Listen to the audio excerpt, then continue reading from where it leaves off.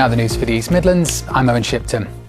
First this lunchtime, the daughter of a man who died after contracting HIV from infected NHS blood products is hoping a new report will recognise the children and parents of victims. Katie Walford lost her father, David Hatton, after he contracted the virus while being treated for haemophilia. He's one of thousands of people caught up in what's been called the worst treatment disaster in NHS history. Our health correspondent Rob Sissons reports. My dad,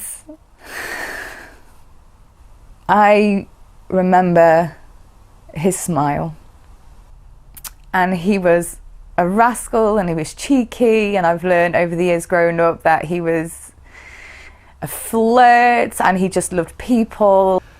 Katie in Derby lost her dad when she was just 10 years old. David Hatton was only 41.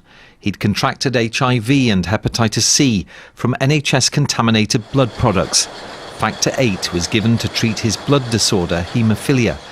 Katie says there was pressure not to talk about his death. We were made to believe, and it's quite common that a lot of people were made to believe that they themselves were either a dirty secret or there was a dirty secret in the family because you just didn't talk about it. David was just one of tens of thousands of people infected in the NHS contaminated blood scandal between 1970 and 1991.